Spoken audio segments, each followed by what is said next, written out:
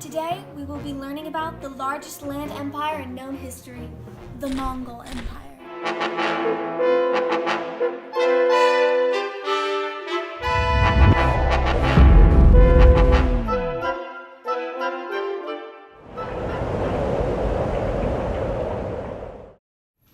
Their great equestrian skills can be attributed to their mobility when riding horses, their good bows, their ruthlessness, and their strategy of sparing the talented and taking them to their society.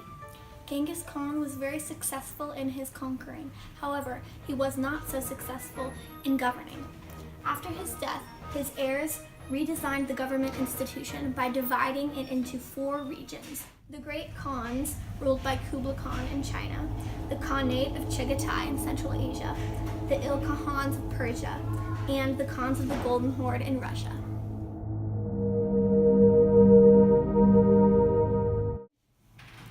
Kublai Khan made Mongol rule in China stronger through interest in military, just like Genghis Khan. But additionally, he cared about the culture and welfare through toleration of different religions, building roads, and displaying a generosity towards the poor. Kublai Khan got rid of the last Song-resistant forces in China and established the Yuan dynasty in 1276 CE, which the entire area of China was ruled by. Travel within and outside of the empire was possible due to the establishment of the Yuan dynasty. They revived the steep routes stretching from Eastern European plains to Chinese postal relay stations. The increase in trade along the Silk Roads led to the first direct contact between China and the West.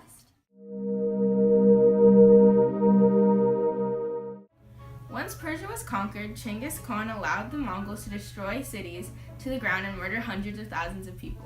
Kublai's brother conquered the Abbasid Empire, which established the Ilkhanate in Persia. In order to capture the capital, he had to rob the city, kill the caliph, and murder many locals in the process. Once the Mongols took over Persia, they struggled to develop a government system. Many Mongol elites began converting to Islam, so many others followed. Giovanni, a Persian historian, commented, "Although they had 3,000 crossbows in action on the wall and had 3,000 ballistas and laid in correspondent quantities of missiles, their feet were loosened and their hearts lost.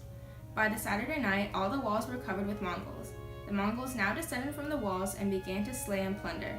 They then drove all the survivors, men and women, out onto the plain, and it was commanded that the town should be laid in waste in such a manner that the site should be plowed upon, and that not even cats and dogs should be left alive."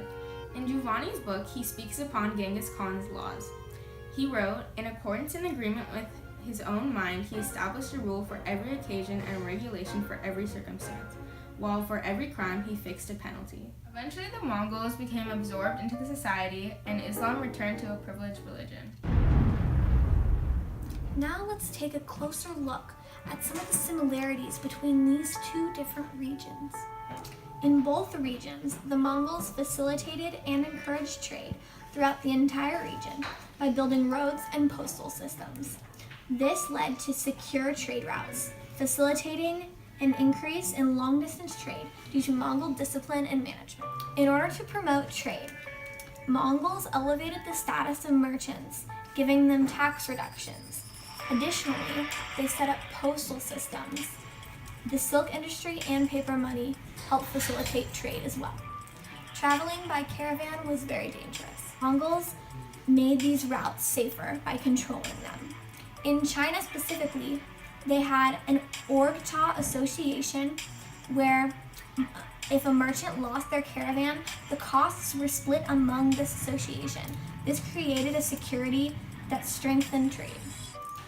Additionally to trade within the empire, the Mongols strengthened foreign trade. The Mongols had a policy of toleration, accepting all the religions within their empire. They also valued and maintained arts within both regions. In both regions, population, cities, and land were destroyed by Mongol conquests. A Persian chronicler and historian, Giovanni, describes, "Every town and every village has been several times subjected to pillage and massacre and has suffered this confusion for years, so that even though there be generation and increase until the resurrection, the population will not attain to a tenth part of what it was before. Now let's dive into the differences between the Mongol rule in Persia and in China. In Persia, the Mongols used more of the talented locals to serve in the Mongol administration, while in China, they placed foreign administration in charge. They used the already existing Persian bureaucracy as long as the Persians paid taxes and maintained order. Elites in the Mongol administration learned Persian, but they did not learn Chinese. In China, there was a harsh policy of discrimination, a strict hierarchy of the social classes, placing Chinese citizens at the bottom, while in Persia, Persians could rule. While in Persia they allowed Mongols to marry Persian citizens, in China they banned marriage between Mongols and Chinese. Mongols assimilated to Persian culture but were resistant against the adoption of Chinese values. Let's think back to Kamikaze, when the Yuan dynasty invaded Japan, but were delayed by samurai and a typhoon hit. Mongols ordered the Chinese to quickly build ships, but the ships were poorly made. Based on what we talked about today, based on the Mongol rule in China, could that have been on purpose?